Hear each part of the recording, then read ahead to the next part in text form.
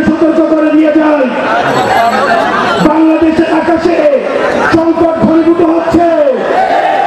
আমরা নাকি নির্বাচন পিছিয়ে দিতে চাই। নির্বাচন তারাই পিছিয়ে দিচ্ছে যারা সংস্কারকে পিছিয়ে দিচ্ছে। আমরা নির্বাচন দ্রুততম সময়ে চাই। আপনারা নির্বাচন পিছিয়ে দিচ্ছেন। আপনারা সংস্কার ছাড়া নির্বাচনের রদ করে আপনারা নির্বাচন বিরোধী গণতন্ত্র বিরোধী অবস্থান নিয়েছেন। আমাদের নির্বাচন দিতে হবে, সংস্কার সহ নির্বাচন দিতে হবে।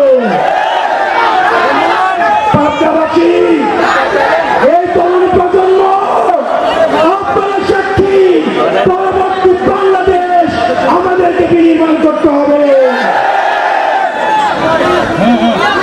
আমাদেরকে সচেতন থাকতে হবে। ইলেকট্রা এয়ার কন্ডিশনার কম বিদ্যুৎ খরচে দেবে অধিক শীতলতা আর সেভিংসও হয়ে যাবে। তাই আমাদেরকে ভারতের ষড়যন্ত্র নিয়ে সচেতন থাকতে হবে।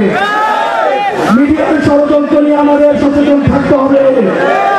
আওয়ামী লীগের ষড়যন্ত্র নিয়ে আমাদের সচেতন থাকতে হবে। একদম আমাদের এই অভ্যুত্থানের বিরুদ্ধে অবস্থান নিয়েছে। তারা বলছে আপনারা নাকি আবেগের কারণে রাস্তায় এসেছেন। তারা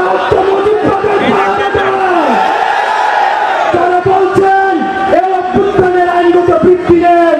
তারা হচ্ছে নতুন করে এই মজিদবাদের ঠিকাদারি শুরু করেছে।